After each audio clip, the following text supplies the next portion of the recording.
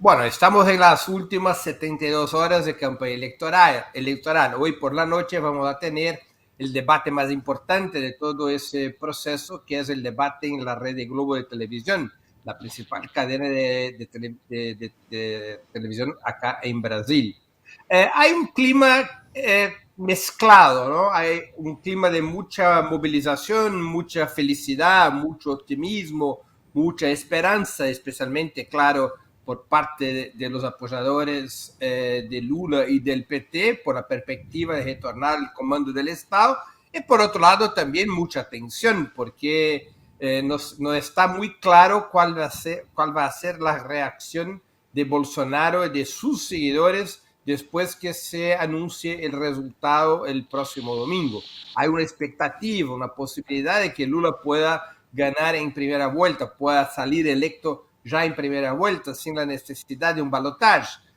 Y delante de un escenario de ese tipo hay muchas dudas de cómo va a reaccionar Bolsonaro. Entonces yo creo que es una mezcla, digamos, de esperanza, de optimismo, de movilización y por otro lado una tensión política natural en un proceso en lo cual hay una fuerte polarización entre la extrema derecha y la izquierda. Breno, en relación a esto que mencionabas brevemente, Bolsonaro ha manifestado de forma explícita que de darse su derrota, de tener lugar una derrota en esta contienda, él convocaría a las Fuerzas Armadas. ¿Cómo ves de esto posible? ¿Qué clase de apoyos tiene Bolsonaro para desconocer, digamos, una posible victoria de Lula? Yo no creo que él tenga fuerzas para eso. Una cosa es su deseo político, su reacción personal. Otra cosa es tener fuerza para una acción de ese tipo. O sea, un golpe de Estado no es una decisión individual de un presidente. Hay golpes de Estado cuando las élites dominantes de un país se deciden por ese golpe de Estado. Y no es ese el clima en el país, o sea, ni en el empresariado, ni en los medios de comunicación, tampoco hay apoyo internacional para una salida de ese tipo. Estados Unidos ha demarcado muy claramente que no apoyaría un pronunciamiento, un levante militar, un golpe de Estado, cualquier maniobra contra el proceso electoral. Entonces yo creo que Bolsonaro va a reaccionar, va a se poner muy enojado, va a hablar unas malas palabras, va a amenazar, va a hablar para su gente. Quizás vamos a tener algún grado de confusión, de algo, quizás algo semejante a lo que hizo Trump en Estados Unidos, pero yo no creo en la posibilidad de nada para allá de esa situación. Bien, también preguntarte desde el lado de la gente, si se habla también de la posibilidad de un alto número de abstencionismo, ¿sí?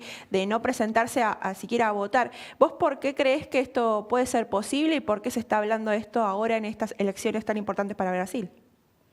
Mira, desde 2006 hay una tendencia, hay un crecimiento en la tasa de abstención en las elecciones presidenciales y en las elecciones municipales también. En 2006 la tasa de abstención ha sido de 17%, en 2018 ya estaba por arriba de los 20%. Aunque acá el voto sea compulsorio, sea un voto obligatorio, la multa no es pesada, se puede justificar el hecho de que uno no fue a votar. Y hay una combinación de factores, ¿no? Primero que la gente está cansada. La democracia política, la democracia de la Sexta República, de la Constitución de 88, no es vista por mucha gente, es vista como un régimen político que no es capaz de resolver la vida de las personas, que no es capaz de mejorar su vida. Entonces, hay un desgaste natural del proceso electoral acá en Brasil. Hay un segundo factor que es el factor económico-social. Acá en Brasil tenemos una buena logística electoral, muchos sitios de votación, Pero lo que ocurre en situaciones de crisis económica como la actual es que la gente cuando pierde su empleo o ella tiene que salir de donde vive. Si vive de alquiler, por ejemplo, tiene que salir de la casa donde vive, va a vivir en otro barrio para pagar un alquiler menor, por ejemplo. Entonces, esa persona que cambia de hogar, esa persona para ir a votar tiene que agarrar un transporte público y eso sale un plata y la gente está sin plata porque está sin empleo. Entonces, es otro factor y está lejos de su sitio natural de votación. Entonces, hay ese factor, hay los factores climáticos, hay los factores de toda la naturaleza que ha provocado a lo largo del tiempo el crecimiento de la abstención. La abstención tendencialmente es peor para Lula que para Bolsonaro, porque la abstención es más fuerte entre los más pobres y en las regiones nordeste y norte del país, que son las fortalezas de la izquierda. Entonces, tendencialmente, si hay una abstención por arriba de los 20%, si la abstención llega a los 21, 22 o 23 puntos, eso puede impedir que Lula gane, que Lula salga electo ya en primera vuelta, ¿no? Breno, teniendo en cuenta la amplitud de la alianza que lleva Lula como candidato en estas elecciones, ¿cuál considerás, cómo escribirías el rol o el lugar que tienen los movimientos sociales y las organizaciones populares en la agenda de este Lula 2022? Mira, el Partido de los Trabajadores y el expresidente Lula organizaron una táctica de frente amplio. Es un frente realmente amplio que va de los sectores populares de izquierda hasta sectores de la centro derecha, hasta sectores que apoyaron y que lideraron el golpe de Estado contra la presidenta Dilma Rousseff en 2016. Hay sectores claramente vinculados al modelo económico neoliberal, ¿no? Entonces, es una amplia coalición para aislar y derrotar a Bolsonaro. Eso significa que después de cumplida la tarea de derrotar a Bolsonaro, esa coalición va a tener que elegir un camino, el camino para gobernar el país bajo el comando del presidente Lula. Y vamos a tener en el interior del gobierno un conflicto duro de posiciones. Es un gobierno que va a estar en carácter permanente en disputa.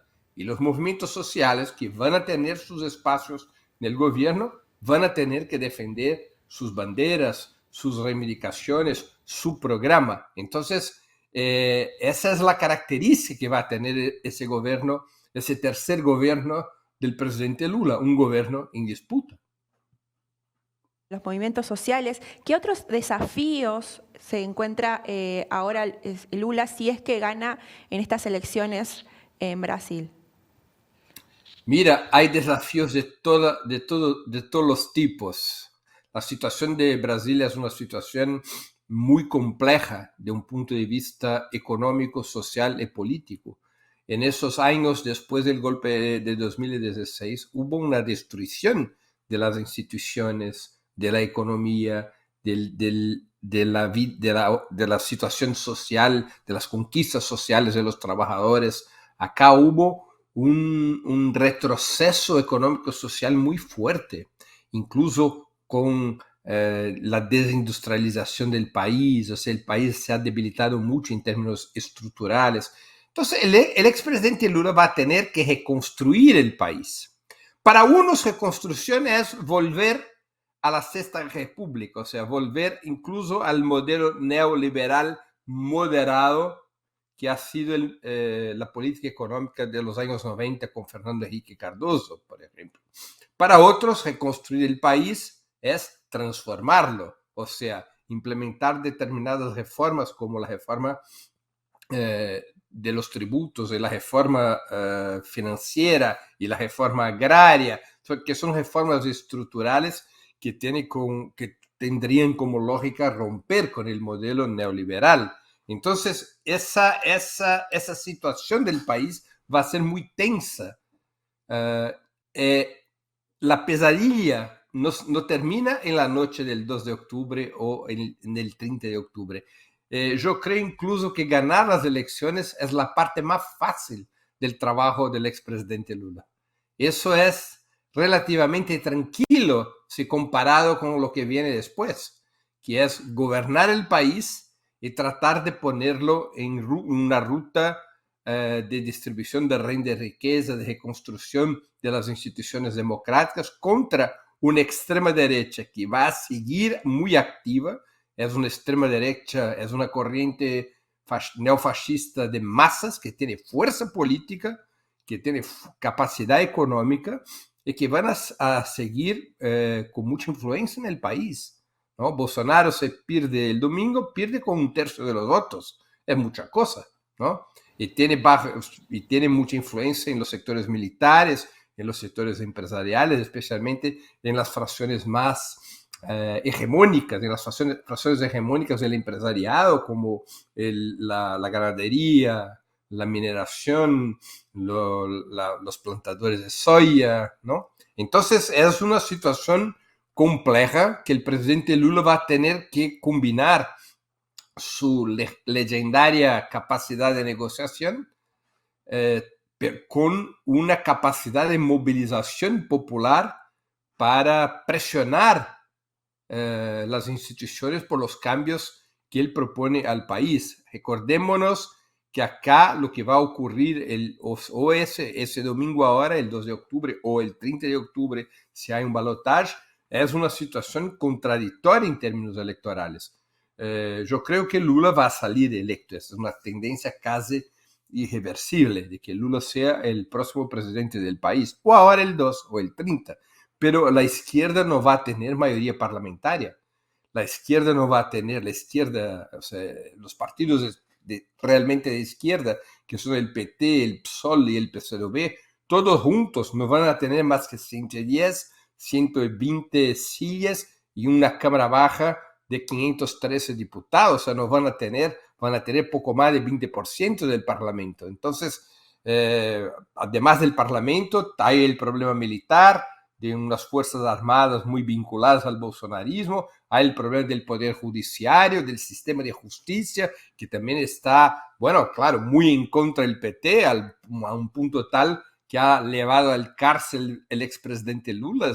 Entonces es una situación de mucha tensión política, mucha tensión política.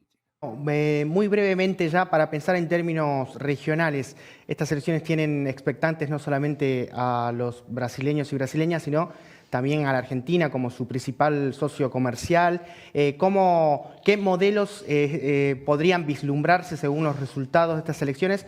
Por ejemplo, pensando en el peso que tiene Brasil en el Mercosur, por ejemplo. Bueno, yo creo que la política internacional del expresidente Lula va a tener como característica fundamental la integración regional. O sea, vamos a tener un relanzamiento de la integración regional latinoamericana, incluso porque con la victoria de Lula en Brasil vamos a tener un escenario inédito en Latinoamérica. Todas las 6 economías más grandes de la región van a estar bajo gobiernos de izquierda. Brasil, México, Argentina, Colombia, Venezuela y Chile. Todas las 6 economías más grandes bajo gobierno de izquierda. Eso jamás ocurrió en la historia de nuestro continente. Entonces, yo creo que el gobierno Lula va a impulsionar y mucho la integración regional, como ha hecho en sus otros gobiernos, y también lo hizo la expresidenta Dilma Rousseff. Yo creo que va a haber un refuerzo también del BRICS, y una ampliación del BRICS, incluso con Brasil proponiendo o apoyando que se amplíe el BRICS. Seguramente uno de los países para los cuales se ampliaría el BRICS es Argentina. Entonces yo creo en eso. Y bueno, lo que no va a cambiar es que la selección brasileña va a seguir jugando un mejor fútbol que la selección argentina. Eso no va a cambiar, eso es una Está en discusión igual eso. Historia. No sé qué dirá la Esa es gente una, del esa es una control. constante. Eso, con gobierno de derecha, con gobierno de izquierda, vamos a seguir por adelante del equipo nacional argentino, ya en la Copa del Mundo de noviembre ahora en el Qatar. Te Veremos vemos qué en Qatar. sucede. No sé, seguí vos, Carla. No, en principio también preguntarte, vos hablabas al principio del que hoy es el debate en la cadena O Globo. ¿Qué expectativas hay sobre este debate con Jair y Lula como principales candidatos? Pero bueno, teniendo en cuenta que hay más. Mira, es un debate muy importante. Yo no creo que debates decidan elecciones en general. Debates son como los meetings, los comicios electorales. Son momentos de movilización de las fuerzas militantes para que esas fuerzas militantes se pongan en movimiento para conquistar votos, ojo en el ojo, para que las fuerzas militantes se pongan en movimiento.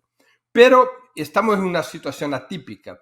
La distancia, la diferencia de votos que el expresidente Lula necesita para ganar ya en primera vuelta es muy pequeña. Entonces, cualquier cosa que ese debate represente en términos de victoria de Lula sobre Bolsonaro, en términos de la performance del expresidente Lula, puede afectar el resultado de domingo. Entonces, en ese momento en el país se vivió un clima de que el debate de la Globo es como una gran final del campeonato brasileño, ¿no? O sea, es el partido que decide el campeonato. Ese es el clima, aunque tenemos que tener mucha cautela con ese tema de los debates, porque, repito, la influencia en los debates está para ser probada, ¿no? Incluso el clásico debate Kennedy-Nixon en 1960, que se atribuía el debate, la victoria de Kennedy, porque Kennedy sacó la frase, si la gente tendría el coraje de comprar un coche usado de Nixon, y que eso tendría elevado a la victoria de Kennedy contra Nixon, y ahora sale un libro en Estados Unidos diciendo que no ha sido así, que Kennedy ganó de Nixon porque la familia Kennedy, que controlaba Massachusetts, simplemente organizó un fraude electoral en la provincia. Con eso Kennedy logró los votos para ganar de Nixon, nada tuvo que ver con el debate, ¿no? Entonces hay que tener cautela en relación al debate, pero el clima acá es ese, es un final de campeonato, es el partido decisivo de un campeonato.